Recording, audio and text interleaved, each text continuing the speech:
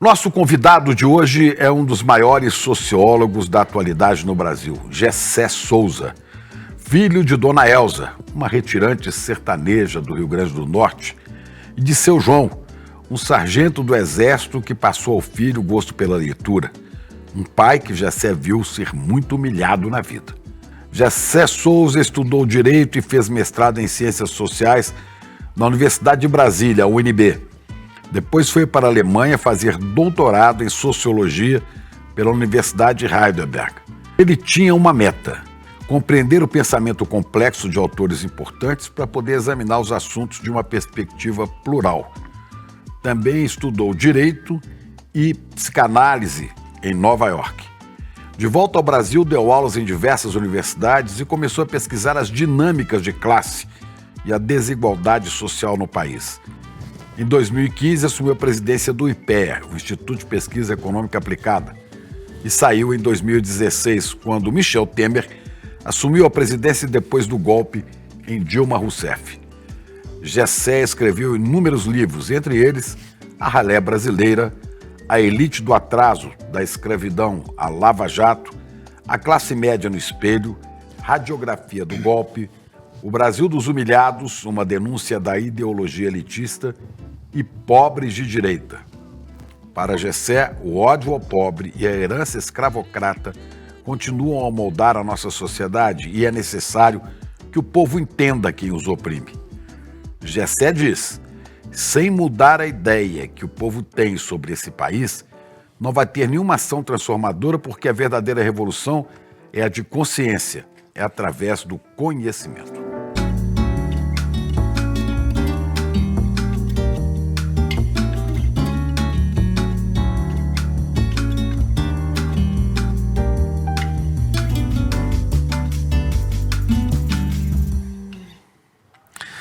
E o mais recente livro que Gessé acaba de lançar é esse aqui: Por que a esquerda morreu? E o que nós devemos fazer para ressuscitá-la? Gessé, prazer enorme, meu querido, te receber aqui na sua casa, o ICL, porque você está no ICL nossa casa, sempre, né? Você está no ICL desde o começo. É verdade, Você fundou junto com o Eduardo Exatamente Moreira. Isso, Como é que foi isso?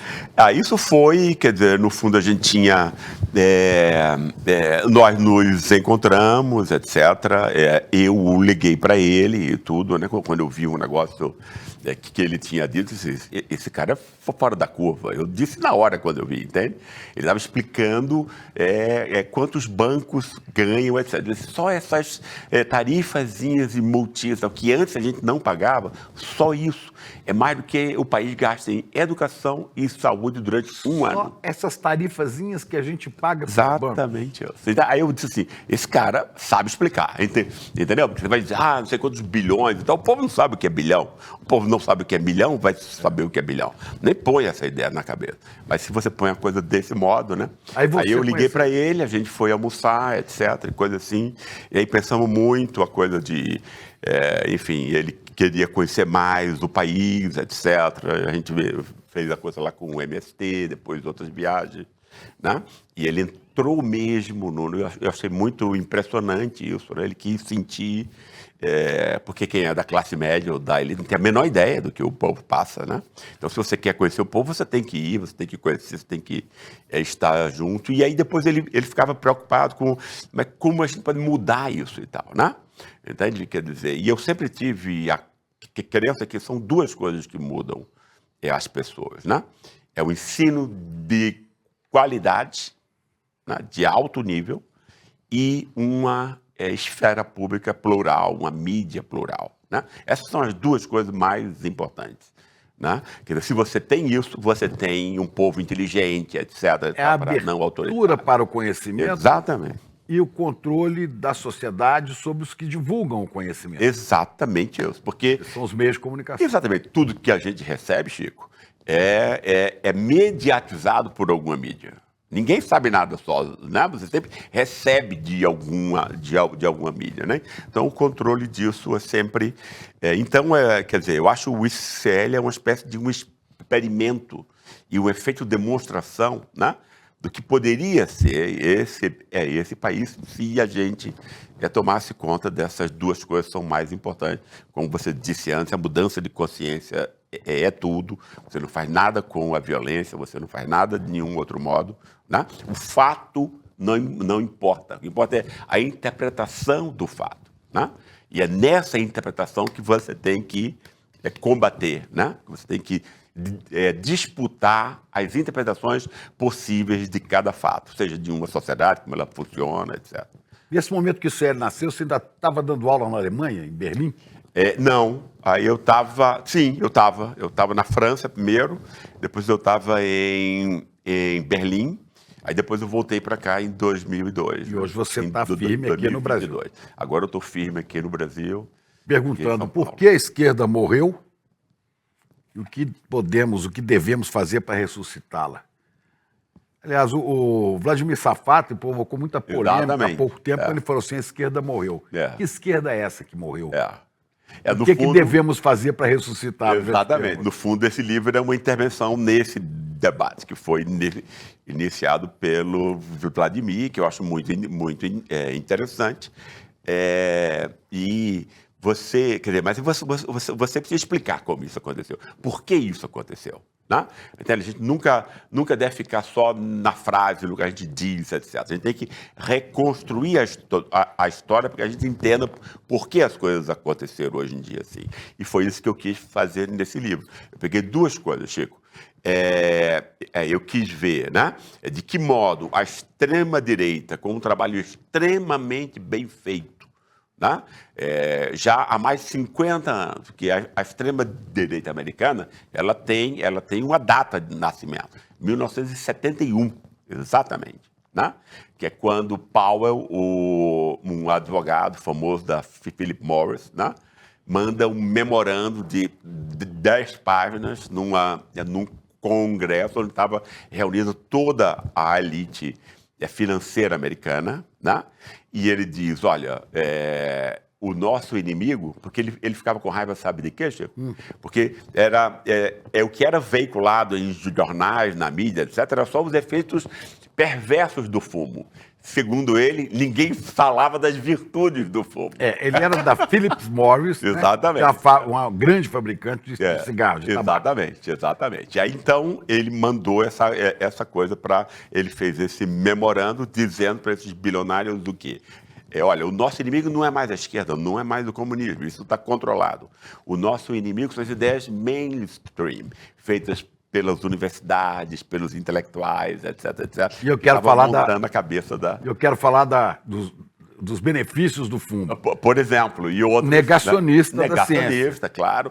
Está aí a raiz do negacionismo, do clima, Exatamente isso. É o primeiro bilionário que vai começar a investir bilhões. Chico, são centenas de bilhões. Esses caras montaram uma revolução, no fundo, né? O que eu chamo aí de a vingança dos super ricos. Mas aí é bem legal a gente, um pouquinho antes, dizer contra que revolução esses super ricos estavam se vingando, né? E aí entra a história da revolução de consciência, né?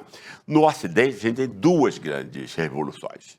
A Revolução Protestante, né?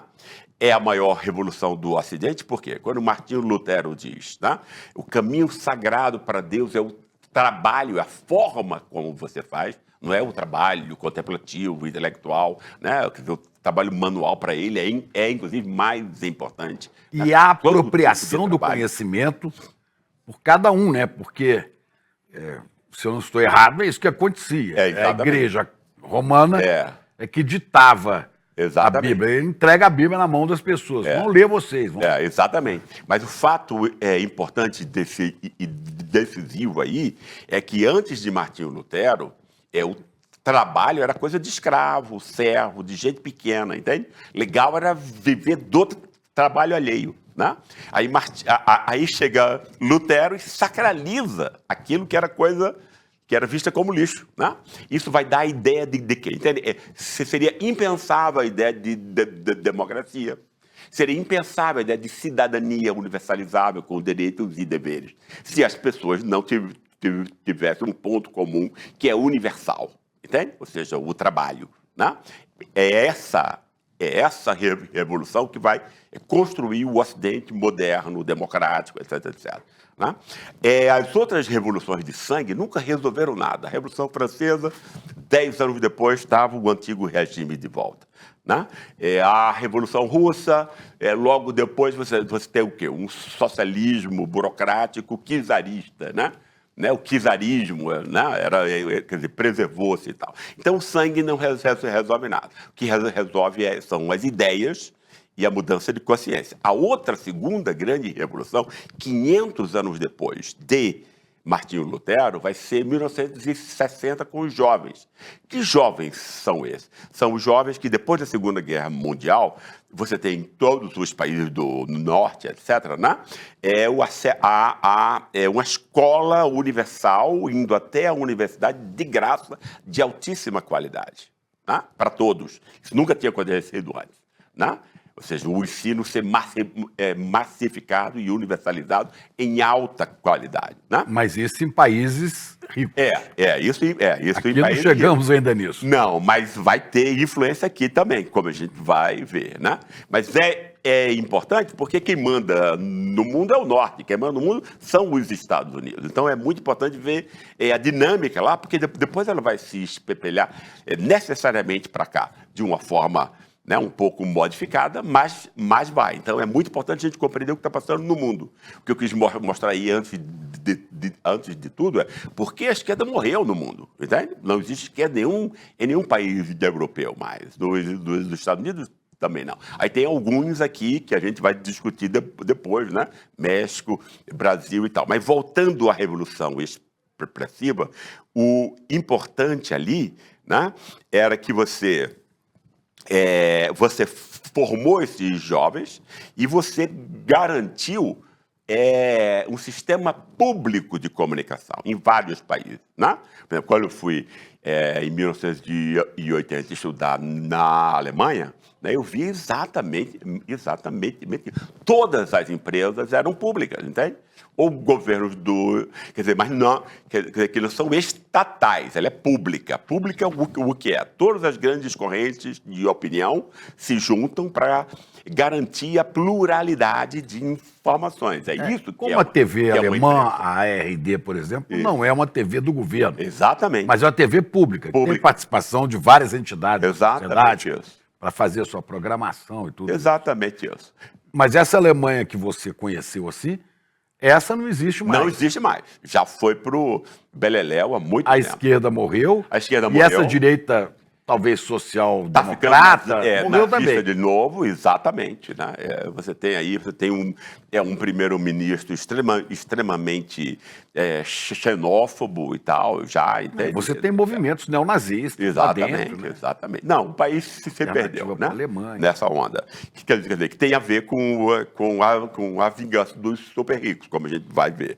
Então, Chico, se você põe escola de qualidade durante 25 anos e imprensa plural durante 25 anos, você provocou o quê? Você provocou uma juventude extremamente crítica, autoesclarecida, né? Que vai dizer o quê? Vai redefinir os fins últimos da espécie e da vida humana. Né? Ou seja, não vai mais definir, como Lutero, né? Os seres humanos pela capacidade de trabalho deles. Né? Essa coisa produtivista, né? Como nós fôssemos abelhas, etc, etc. Que é comum tanto ao socialismo quanto ao capitalismo. Os dois são produtivistas. Né? Mas essa revolução expressiva, ela é pós-produtivista. Né? Ela vai, quer dizer, a questão principal aí vai ser, o ser humano tem, enfim, o direito e o dever de se descobrir quem ele é. Essa é a questão principal, né?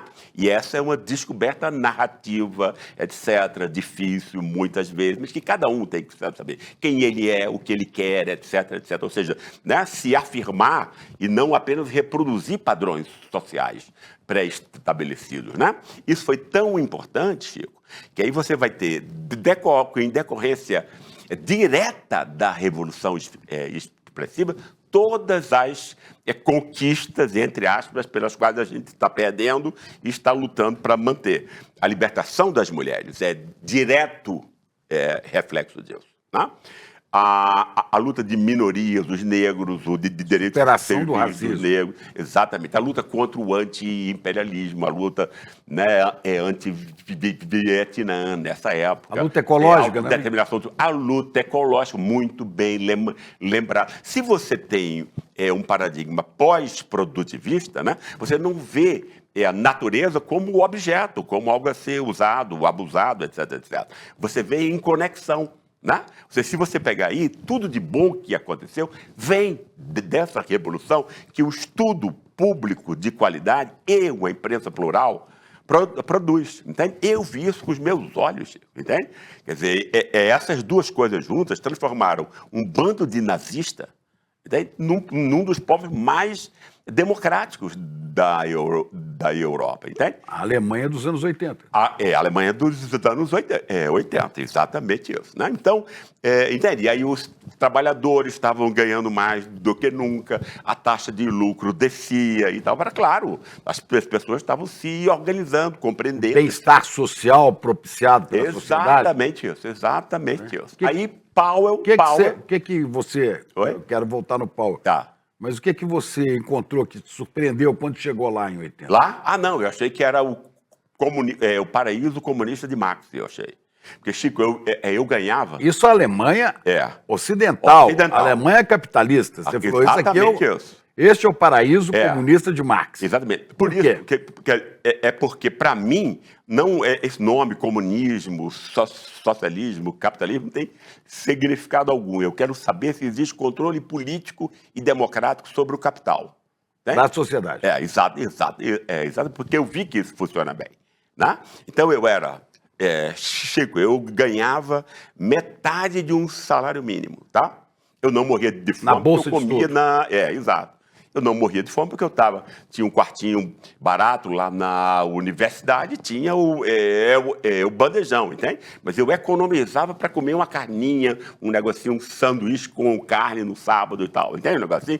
Agora, se eu ficasse doente, Chico, eu podia escolher o médico do presidente, que atende o presidente da Mercedes-Benz, e ele era obrigado por lei a me atender. Entende? Os da Alemanha, nessa época, tinham orgulho assim, a gente não tem um sistema de saúde de duas classes de pessoas. Né?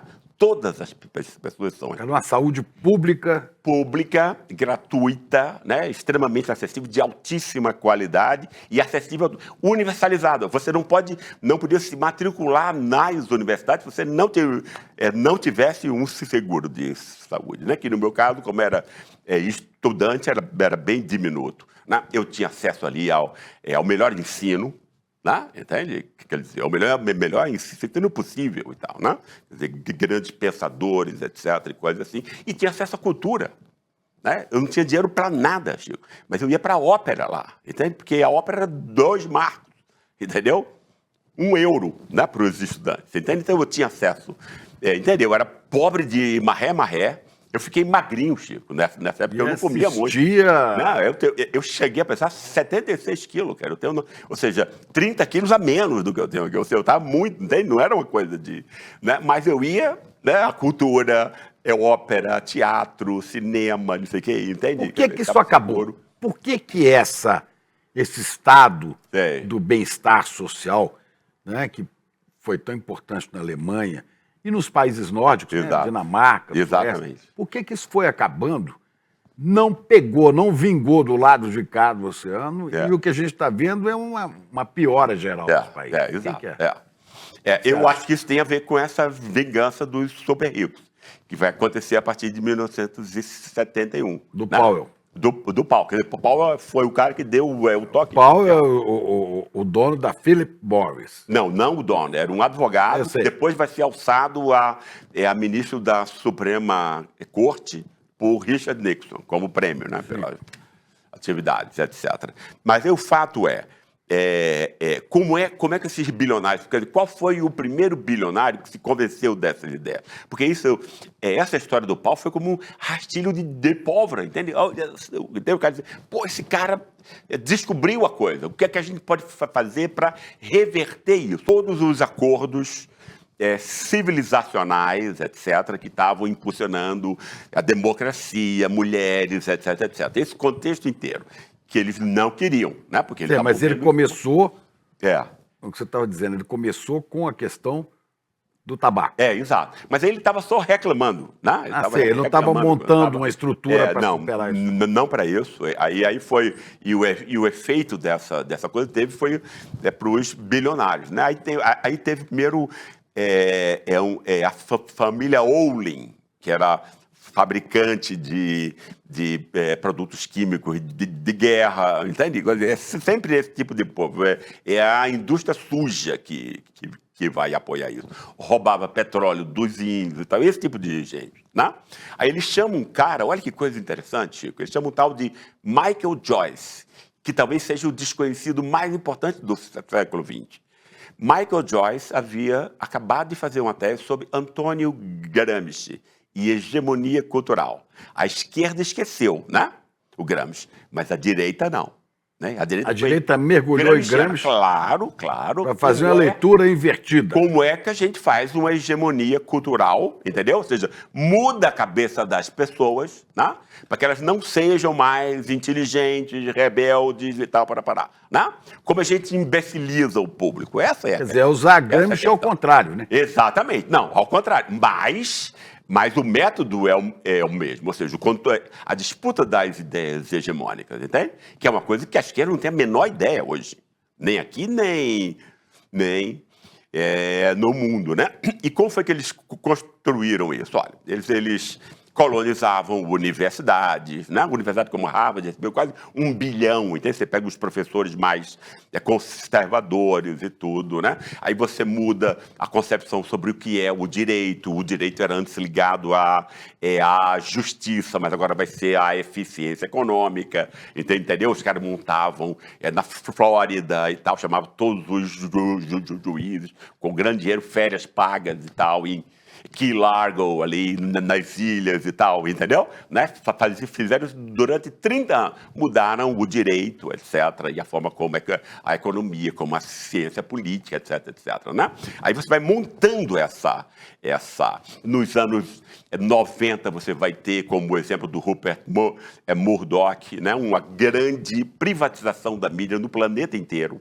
Né? Que vai atingir a Alemanha e outros países, tá? Porque agora já tem empresa privada lá também e tudo, e tem propaganda, quer dizer, entende? E acabou-se com o sistema público, entende? Que tinha dado a revolução expressiva. Né? Aí você vai agora dominar a imprensa e só vai sair o que esse pessoal quer. Né? Murdoch dizia isso, eu quero mudar... eu quero que o mundo pense de um modo neoliberal. Né? Entende? Então você vai tendo aí o quê? É todo um mecanismo em que você vai expulsando esse impulso democrático, né?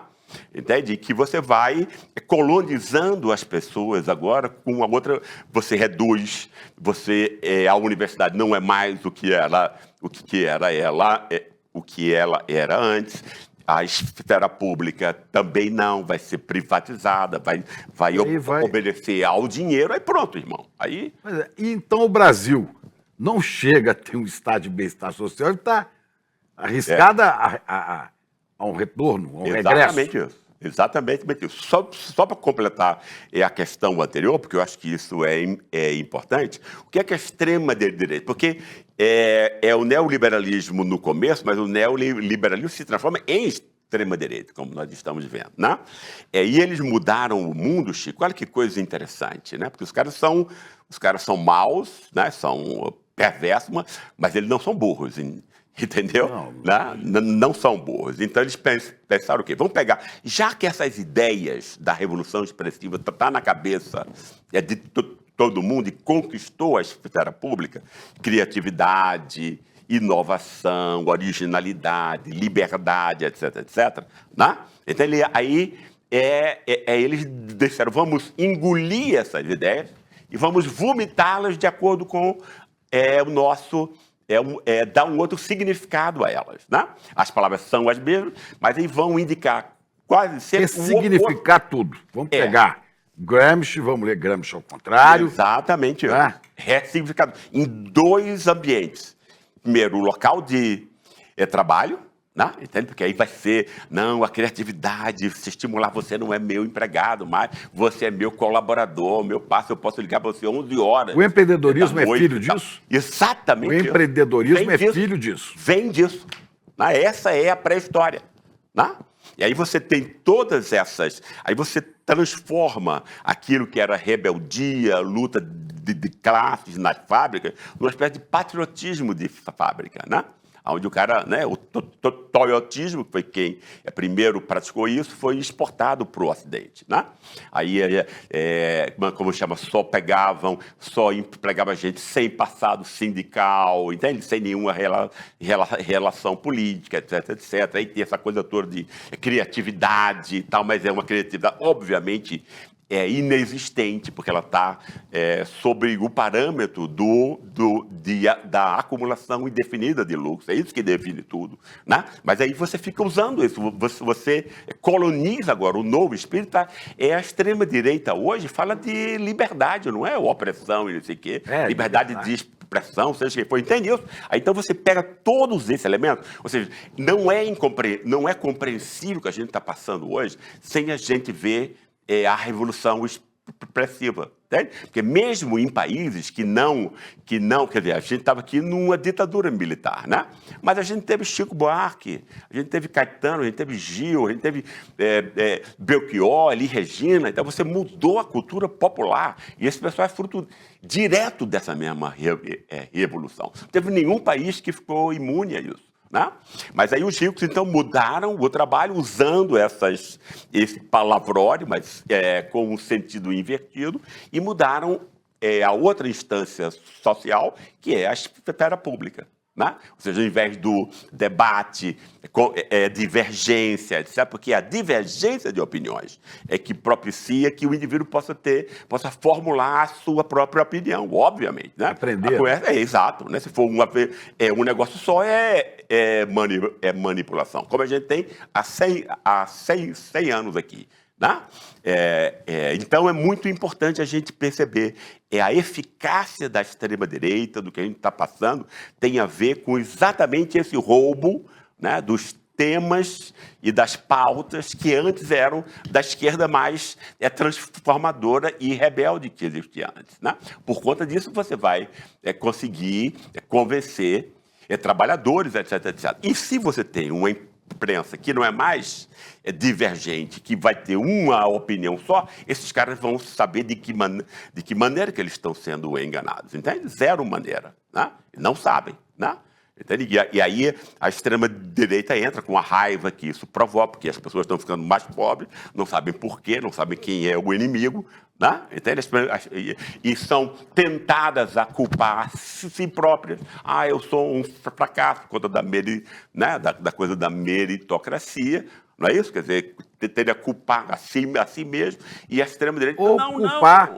Ou culpar ao além, aos espíritos, a Satanás, que entra nos corpos, né? Exatamente. Mas aí a ideia por exemplo, antes dele entrar, né, na religiosidade, etc., quer dizer, ele iria pôr essa faca envenenada no peito, que é a faca que leva à depressão, ao alcoolismo e tal, né?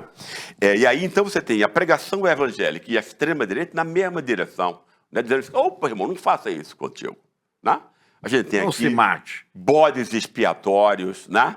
Entende? Que já foram criados aí há séculos para serem odiados. Você pode canalizar o seu desprezo e o seu ódio para eles, e a sua raiva para eles, e se sentir superior a alguém. Esse que é o ponto principal. Que essas pessoas se sentem devagar. Tá. Né?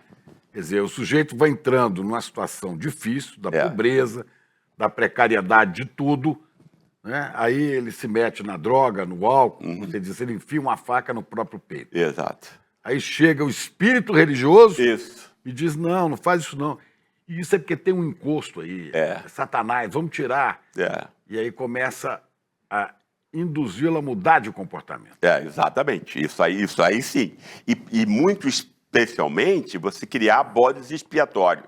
Mulher, negro e homossexual.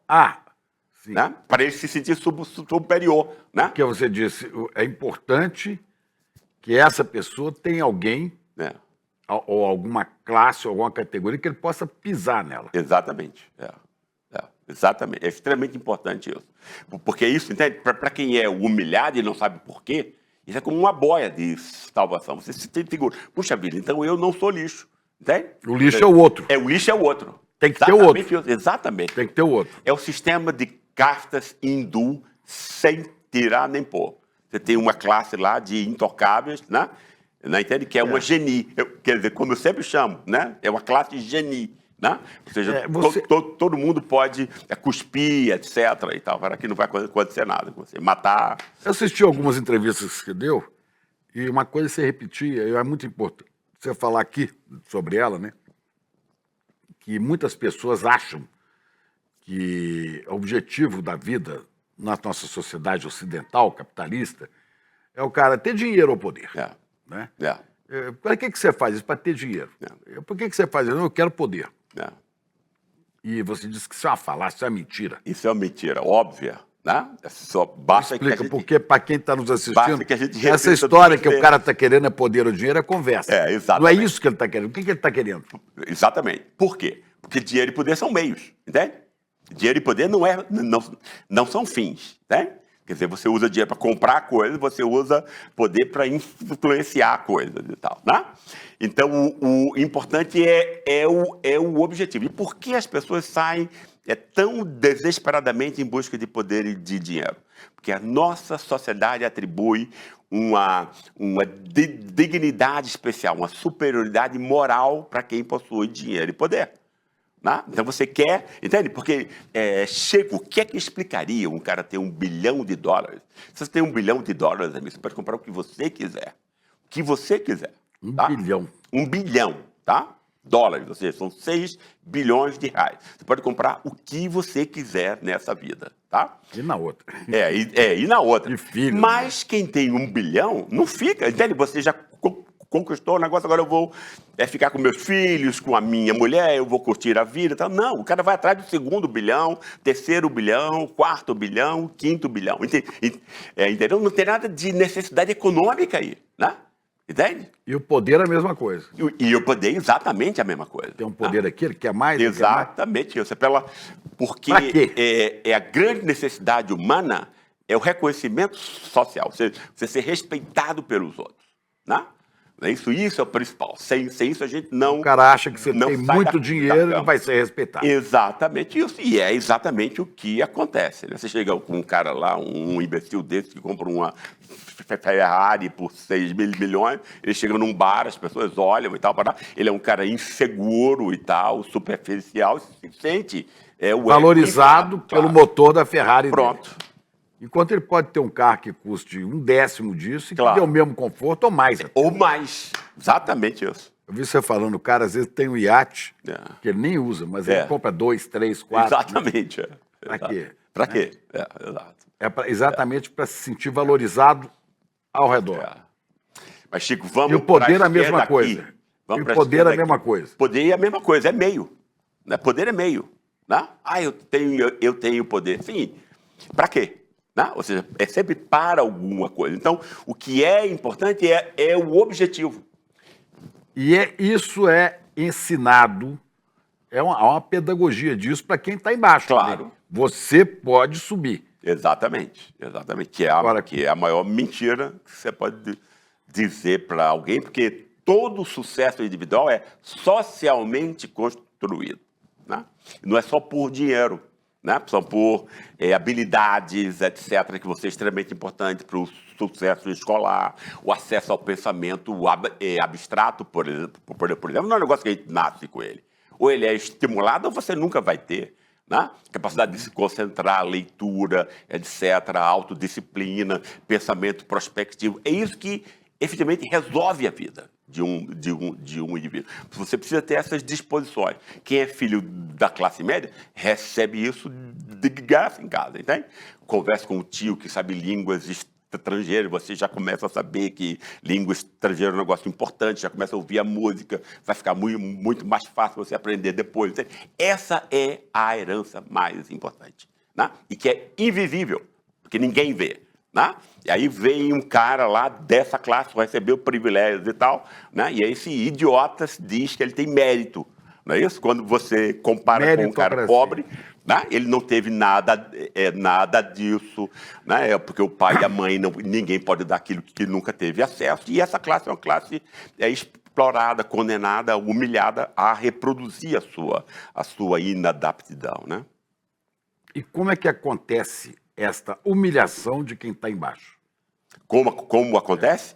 É uma humilhação objetiva. Né? Humilhação não é um negócio, não precisa ser consciente. Ah, eu estou sendo humilhado. Isso quase nunca acontece. Né? Entendeu? Quer dizer, todas as reações humanas normalmente funcionam no modo meio que pré-reflexivo. Né? Mas, ou seja, você sente, é uma emoção. Você sente que você é humilhado, você é menos, que as pessoas te olham de cima para baixo, que as instituições não te respeitam, etc, etc. Né? Mas a esquerda veio dizer para essas pessoas que elas podem ascender, que elas podem subir. Né? Exatamente. E aí, então? Sim, mas aí você tem o que é que a esquerda não faz? Né? Pegando um pouco assim, saltando dessa história dessa esquerda que foi morrendo por conta desse investimento do neoliberalismo, entende? Um investimento completamente planejado, entende? 50 anos, isso é muito trabalho e muito dinheiro em cima, né? Para mudar esse mundo inteiro, como a gente está vivendo agora, né? E se você compara o que é que está acontecendo com a esquerda aqui, que tem a ver com essa história de combater humilhação, etc, etc, é uma esquerda que emburreceu. A gente tem que dizer as coisas. Tá? A gente tem uma grande figura, Lula, tá? Entendeu? Eu sou pessoalmente grato, imagino que você e mais cento e tantos milhões de pessoas, o cara nos evitou de estar no inferno hoje em dia, é um líder popular, é o maior líder popular que esse país já teve, etc. Mas Lula é uma figura pessoal. É uma liderança exemplar, no sentido de Max Weber. Né? Max Weber dizia, há dois tipos de líderes, isso em todas as épocas, em todas as áreas sociais. Né? Há o líder exemplar, que é a vida dele inspira os outros. Ele não precisa falar.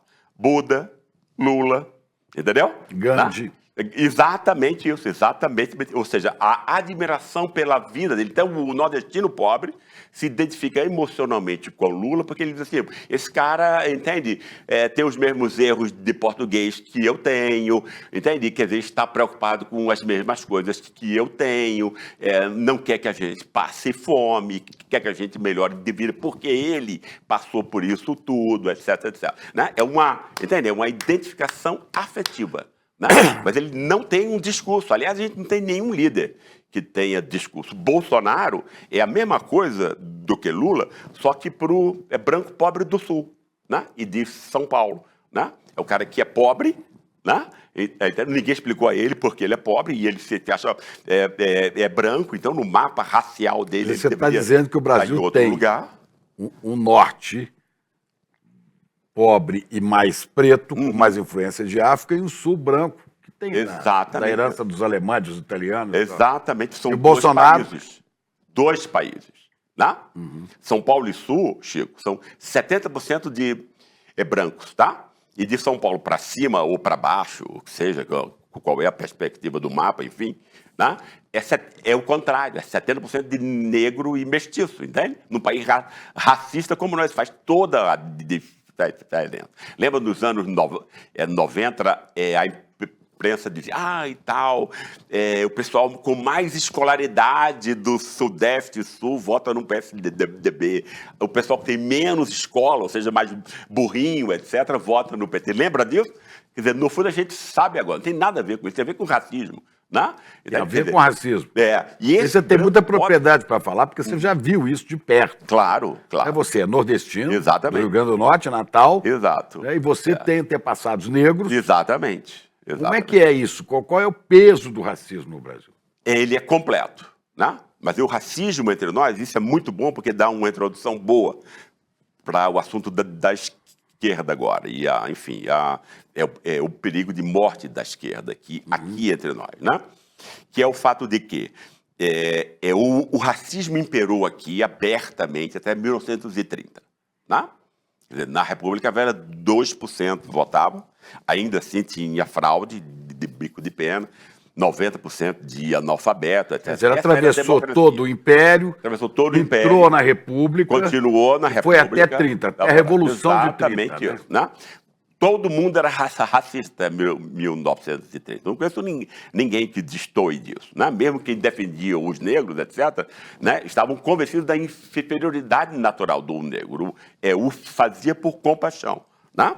Com Getúlio Vargas e com Gilberto Freire, isso vai mudar, né? Entende? É Freire que vai montar o quê? A noção do bom mestiço, né? Ou seja, ao invés do mestiço ser a lata de lixo da história, como ele era até 1930, ele é visto de modo positivo, né? O mestiço enfim, aquelas elucubrações do Freire, etc., que não precisam ser científicas, porque ali tinha um sentido político. O sentido político era bom, entende? Era dizer, esse povo não é um lixo, esse povo tem virtudes, aí a hospitalidade, né, abertura, afetividade, percebe isso? Né? Ele vai ressignificando essas coisas que são do corpo, que normalmente são as coisas que são desvalorizadas. Né? Isso foi extremamente importante para Getúlio. A partir disso, Getúlio desenvolveu a primeira identidade nacional brasileira, né? Onde ele punha a herança africana como sendo a mais importante, né? Ou seja, que dava singularidade ao nosso país. O samba, o futebol como praticado pelos negros, etc. Isso tudo foi extremamente incentivado por Vargas, né? Entende? Quer dizer, Vargas, e aí eu acho Lula o maior líder popular que nós tivemos, mas eu acho Vargas o maior estadista que nós tivemos, né? Porque ele não só modifica a economia para industrialização, modernização, etc., modifica o Estado, ele moderniza o Estado enormemente, né? Tem ilhas de eficiência que foram inventadas desde o tempo de Getúlio, etc., mas ele não ficou apenas nisso, né? Ele comprou a guerra cultural, que eu acho que é o que falta à esquerda hoje. Entende? Ou seja, ele estava o quê? Ele estava, olha, isso aqui não é um país de lixo e tal. Isso aqui é um país inclusivo, etc. Todos têm um lugar. Ele vai criar também a primeira lei de cotas nesse país, que no fundo era uma cota racial, embora não tivesse esse nome, né? Que é garantir o emprego. 2/3 dos empregos nas empresas deveriam ser de brasileiros nativos. Por quê? Isso em 1930. Porque até 1930 estava vindo 5 milhões de branquinhos, espanhóis, italianos, e ficando com todos os bons empregos. Né? Negro, mestiço e pobre não tinha nada. Entendeu? Não, agora vai ter que ter. Né? Quem nasceu aqui tem esse direito. Entendeu? Percebe? Então, esse cara fez dentro dessa mentalidade, Gessé, seria um campo fértil para o crescimento do pensamento da esquerda. Claro, e foi. Que vinha da Revolução de 1917, da Rússia. Exatamente. Quer dizer, era hora de, no Brasil, isso prosperar. E, no entanto, ele próprio, Getúlio, né, combateu duramente o comunismo. Né? Ele combateu, essa é uma história complicada. Essa é uma história complicada. Ele quis se unir com Prestes, deu muito dinheiro a Prestes até para participar da coisa. Prestes enfiou esse dinheiro no bolso e botou lá para onde ele estava querendo. Ou seja, ele foi traído, entendeu? Né? Quer dizer, a possibilidade, ali tinha várias coisas. Quer dizer, poderia ir para a esquerda, para a direita. Ele tentou ir para a esquerda primeiro. E o cara o trai, pô. Né? O líder desse negócio. Entende? Ele vai fazer o quê? Né? Percebe? Agora, o que é mais importante... Mas há um relato que o Prestes estava na Argentina, em Buenos Aires, Sim. quando foi proposto a Getúlio dar o golpe. Sei. Que foi com o assassinato lá João Pessoa, né? Exato. Candidato a vice, Exato. né? De Exato. Getúlio.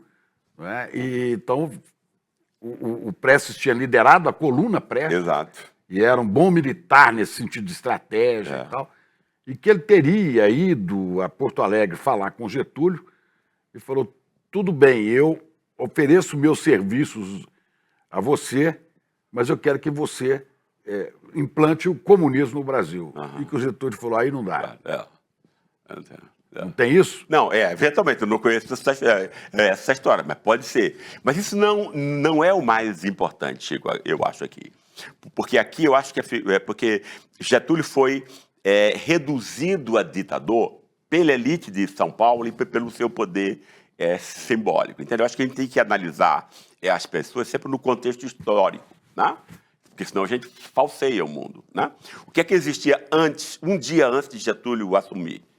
Uma falsa democracia, extremamente política do café com leite, e tal, para entende? Aí esse pessoal vai ter a pachorra de chamar Getúlio de ditador? Qual é a moral desse povo, entendeu? Né? Então é um contexto ali você tinha o quê? Você tinha uma história de 500 anos de repressão das classes populares que nunca puderam se organizar. Imagina você ser um líder renovador, entende isso? Com os seus adeptos, os seus possíveis adeptos, todos desorganizados, humilhados, etc, etc. Eles têm que começar a criar tudo, obviamente, sindicatos, etc e tal, né? Mas eu acho muito importante a gente voltar para a coisa da luta cultural, né? Porque quando ele diz que o negro é a contribuição principal, né, o que ele está dizendo é o quê? Ele tira o negro que estava na lata de lixo até 1930, pega aqui pelo cabelo e assim, cara, você não é lixo, olha aqui o que você contribui. Percebe isso? Olha que coisa interessante. Né? Você é genuíno dessa. Exatamente. Não precisa, entende? Porque o negócio não é só material, indústria, não sei o que e tal. Tem a ver com ideias e tudo. Com ideias que afirmam, ideias que vão dizer, cara, você é a gente precisa de você, estamos no mesmo barco. Era isso que ele queria dizer. Né? E quando ele faz isso, Chico, ele interdita o racismo explícito entre nós. Olha que coisa interessante. Né? Aí o racismo passa a ser camuflado. Camuflado. Todo mundo continua racista, né? Mas pega mal você ser racista em público. Entende? Afinal, a contribuição dos negros é inegável. Percebe isso? Né? Entendeu? Então, o racismo vai ser exercido entre nós. Para mim, isso é a estrutura do racismo real. Muita gente fica falando aí de racismo estrutural, porque as pessoas confundem, né? O leigo confunde nome com conceito. Nome é nada, entendeu? Quer dizer, aí você diz a palavra estrutura, cada um vai pôr na cabeça uma ideia, entende? E vai estar conversando, achando que está falando sobre a mesma coisa, porque está usando o mesmo nome com ideia completamente distinta. Esse diálogo de loucos, né, é 90% do diálogo público, entende? Então, nomear uma coisa não é explicar, né? E, para mim, a estrutura do racismo, num contexto histórico onde ele foi interditado moralmente, percebe? Nos anos 30, entre nós e no mundo inteiro, depois da Segunda Guerra Mundial, né? O racismo vai ter que continuar existindo, mas ele vai se apresentar por máscaras. Né? Porque ele vai ser condenado quando exposto. Exatamente isso, né? Para que ele possa continuar vivo fingindo que morreu. Né? Aí, quem vai fazer isso? A elite de São Paulo. Né? Ou seja, ela tenta, numa guerra civil, tirar Vargas do poder de Estado. Por que a elite quer isso? Porque ela depende do Estado. Né? É uma elite que mama nas tetas do Estado. O negócio da nossa elite é o controle do Estado. Se ele não tem isso, ele não tem poder mais. Né? E aí Vargas tinha tomado esse poder. Então o pessoal foi à guerra. Mas ele perdeu a guerra, entende? Eles eram perversos, como são até hoje, mas os de hoje são imbecis. Mas os de antes eram muito mais inteligentes. Esse pessoal pensou assim, cara. Olha, a gente tem não só o agronegócio, né? A gente tem não só as indústrias nascentes aqui, então a gente tem todas as rádios, todos os jornais, sistema financeiro, todas as editoras e tal. Ou seja, a reprodução simbólica é controlada pelo meu bolso. Né? Entende isso? Então eu posso modificar a cabeça dessas pessoas a partir disso. O que a extrema-direita vai fazer 50 anos mais tarde, em 1971. Compor, você montar um aparato de reprodução simbólica para distribuir o veneno que a elite queria transmitir para as pessoas, para humilhá-las de novo. Elas que tinham sido queimadas. Como é que ele consegue isso? Monta a USP. Entende? Em 1930, Vargas, 32, a Guerra Civil, 34, a USP, né? Que é montada pela elite de São Paulo para ser uma usina de ideias da elite, e foi. Né? Tem indivíduos lá que individualmente são muito bons, mas a instituição serve para isso, né? E influencia todas as outras universidades, né, nacionais nesse mesmo sentido. Né? Agora, quem vai produzir a ideia, entende? Porque não adianta você ter jornal, televisão, rádio, se você não tem o conteúdo para, se você não tem a ideia que você quer passar. Né? Essa ideia foi Sérgio Buarque. Né? Aí, como é que Sérgio Buarque vai ser até hoje, né? Porque Sérgio Buarque é seguido até hoje por 99% dos intelectuais, no país inteiro, seja de direita, seja de esquerda. Né? E é tido como gênio, como não sei o quê. O que foi que Sérgio Buarque fez? Ora, ele vai repaginar o racismo. Entende? Como ele não podia usar mais a palavra raça, né? Que era o que facilitava o controle do sufrágio universal, porque o principal inimigo da nossa elite é o voto. Porque o voto pode tirar o poder de Estado. Então você tem que controlar isso. Mas o grande inimigo dos ricos do Brasil é o voto. É o voto, obviamente. Né? Como é que você contorna isso? Sérgio Buarque deu tudo que a elite precisava, entende?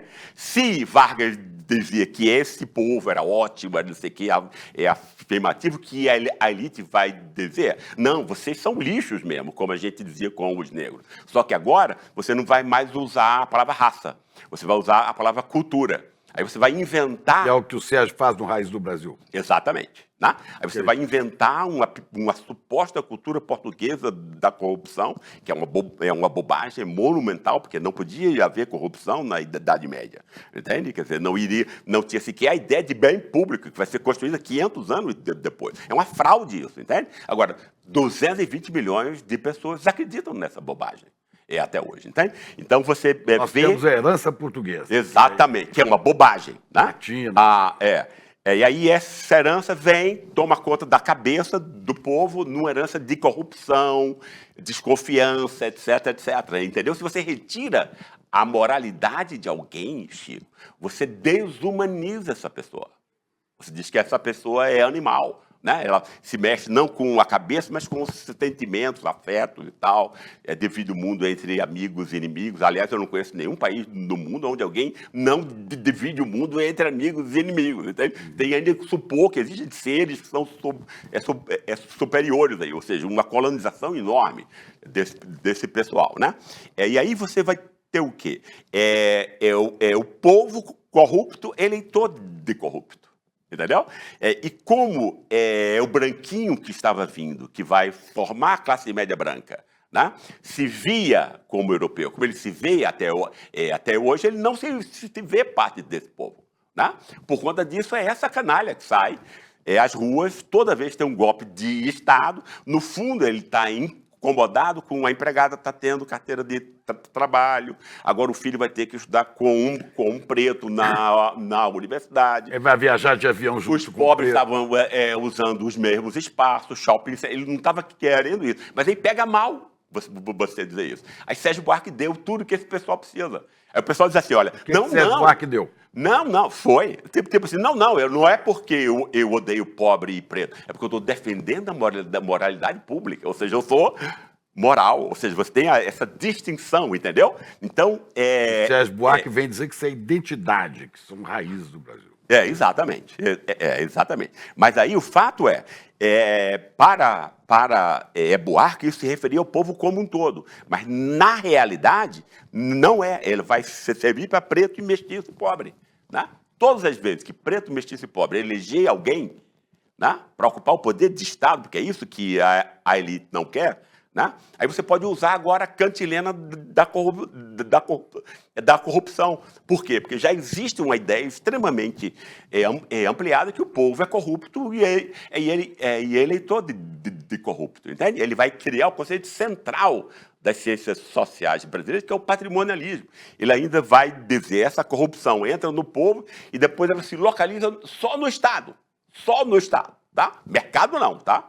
Proprietário e tal, não. Esse pessoal é virtuoso. Né? Mas o Estado é o antro da corrupção. Aí você, de uma tacada só, veja o que Sérgio Buarque dá à elite de São Paulo. Ele desmoraliza o Estado, que é a única instituição capaz de peitar o mercado, limitá-lo, regulá-lo, etc. Ele criminaliza a política, que é a única forma de mudança social, e ele desmoraliza o voto popular, que, ao fim e ao cabo, nunca valeu nesse país, entende? Mas Getúlio Vargas. Como que ele faz tudo isso? Hã? Como? Interpretativamente. Ele vai construir uma nova identidade nacional. O que é uma identidade nacional? É você explicar para as pessoas, né, o que é a vida, o que é a sociedade, aonde ela está. É isso que as antigas religiões mundiais faziam. Explicavam para as pessoas o quê? De onde você vem, quem você é e para onde provavelmente você vai. Essas três questões são as mais importantes. Todas as religiões, em todos os lugares, em todas as épocas, né, procuraram responder exatamente essas três questões. Né? Quanto mais, de modo cada vez mais convincente, quanto mais gente você amealharia. Né? A identidade nacional, a partir de 1800, o século XIX, vai substituir as grandes religiões mundiais nisso. É isso que a esquerda não percebe. Entendeu? A esquerda é filha, é uma espécie de plano B da elite de São Paulo sem saber.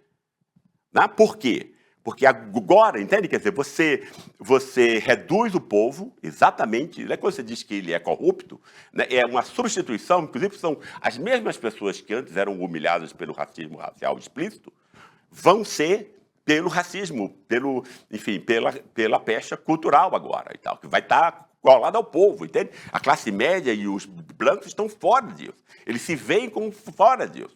Né? Então, você moraliza o racismo ainda. Não é só que ele tenha... Né? Quer dizer, a ideia de Sérgio Buarque permite moralizar o racismo, transformar o racismo em coisa boa. Entende? Aí o cara quer massacrar preto e tal, parava ele, não, eu quero massacrar bandido, estou defendendo a segurança pública, que é um valor moral, percebe? Qualquer bandido, pode ser branco ou preto, só que a maioria quase sempre é preto. Quase nunca é um branco, eu nunca vi até esse caso, né? Em 65 anos de vida, né?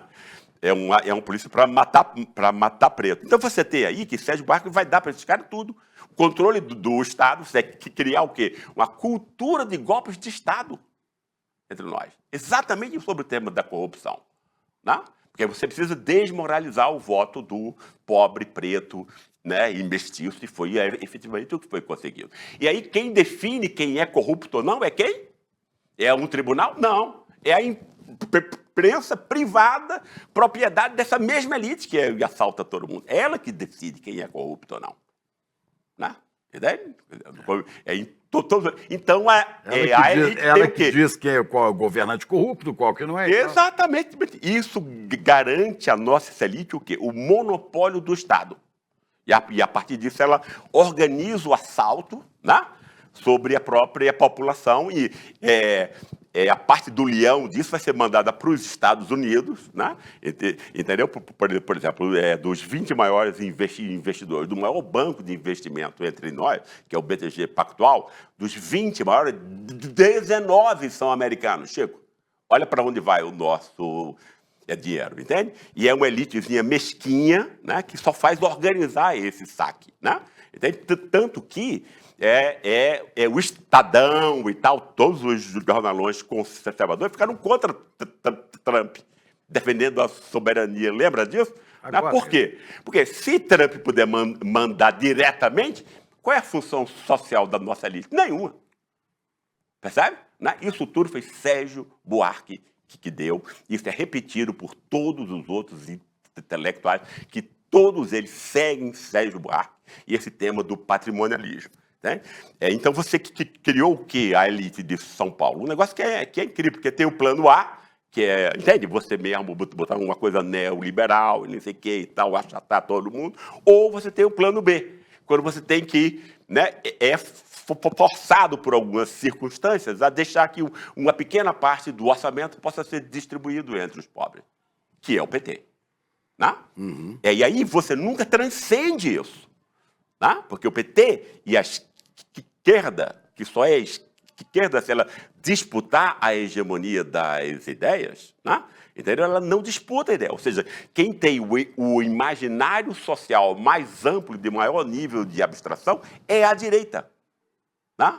Entende? Que é Sérgio Buarque. Né? Porque todas as outras ideias que são fragmentadas e que estão abaixo disso, né? Elas estão o quê? Dentro de um mar de mentira e fraude.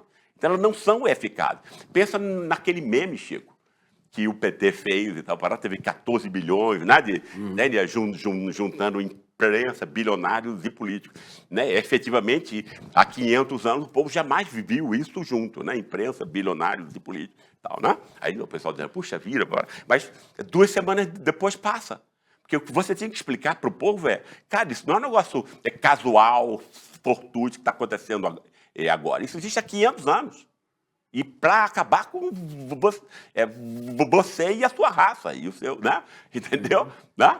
Então, a esquerda sequer percebe, né, que ela tem a necessidade, né, de disputar esse imaginário, reconstruir uma identidade nacional que é muito mais colada na realidade. Por exemplo, se você pegar a ideia de escravidão, como eu fiz no Elite do Atraso, Chico, né, um negócio assim que eu via, entende? Foi um dos livros que me deu mais alegria. Por quê?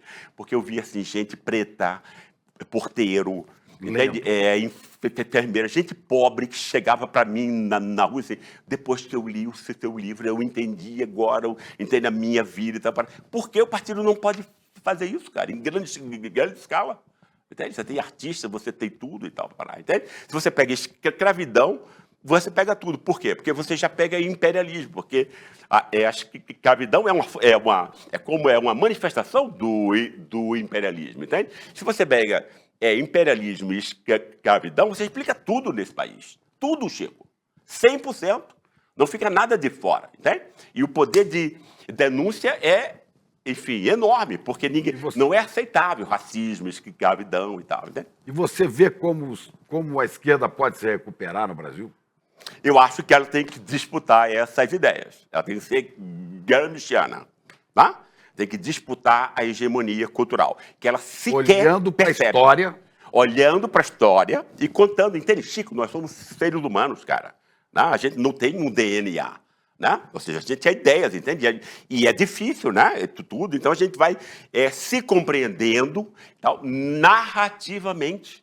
É uma história, a gente vai contando uma história que é a nossa história, a história dos outros. Essa é a forma como os seres humanos aprendem. Né? Qual é a história que o PT e a esquerda têm para contar para o nosso povo? Diga. Eu fiz uma pesquisa em 2010 com o pessoal que estava ascendendo com o Lula e eu perguntava para as pessoas qual foi o principal fator que fez com que você ascendesse. 80%, Jesus. Entende? Porque o fato em si não é importante. O importante é a interpretação do fato. Na interpretação é Jesus que... É a interpretação do fato que vai fazer com que você compreenda o fato. Entende? Por que isso? Porque a gente só percebe o mundo interpretando. É um esforço de interpretação, né? Aí, então, você tem exatamente esse marxismo vulgar, esse economicismo que domina a esquerda, que é infantil, de tão ingênuo, né? Ele imagina o quê? Vamos dar mais emprego, melhorar a vida e dar não sei o quê, uma farmácia popular para que o povo vai espontaneamente saber que nós somos a causa disso. Então, isso é de uma ingenuidade. Isso é de uma ingenuidade, entendeu? Então, quer dizer, falar em conquistas sociais não é um discurso. Né? Você tem que explicar para esse pessoal quem é o inimigo. E esse inimigo é o agronegócio e as finanças da Faria Lima, né, que não pagam imposto, que tem isenção fiscal e roubam todo mundo. Né? Mas ninguém nunca disse. Ninguém sabe que a taxa de juros da Selic de 15% é roubo no bolso dele. Exatamente. E essa isenção bilionária de 800 bilhões para empresas como JBS, Rede Globo, etc. Isso é um escândalo, cara. Com 800 bilhões, você monta CIEPs aí que em 10 anos muda esse país. Percebe? Você dá a cada criança brasileira café da manhã, almoço e janta. Dá aula de manhã, das outras coisas, mas dá aula de artes, de esportes e tal, para parar. Em 10 anos, Chico, aposto um braço com você, como esse país fica irreconhecível. É o caminho para ressuscitar a esquerda. Pois é, então está aqui o livro para quem quiser se aprofundar. Por que a esquerda morreu? Né? E o que devemos fazer para ressuscitá-la. Aqui, Gessé. Obrigado demais. Obrigado demais a você, bom, meu querido. Muito bom. Sempre. Quando a primeira turma da pós Repensando o Brasil, Sociedade, Política e História começou, a gente não imaginava, mas estava construindo um dos movimentos mais potentes de formação crítica do país. Foram mais de 5.000 alunos matriculados em 2025. A pós-graduação do ICL, em parceria com a FESP-SP, se transformou em um projeto revolucionário e transformador no Brasil.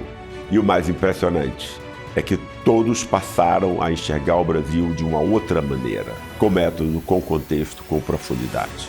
No dia 14 de dezembro, num domingo, às 8 horas, vamos abrir a nova turma de 2026 e as inscrições com condições exclusivas de lançamento. Essa é a sua chance de fazer parte dessa revolução no pensamento brasileiro, ao lado dos maiores intelectuais do nosso país.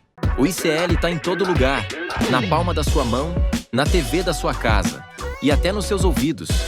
Para ir além da manchete e mergulhar com apuração e contexto de verdade, acesse iclnoticias.com.br. Siga o ICL, compartilha e vem com a gente. Informação para quem pensa.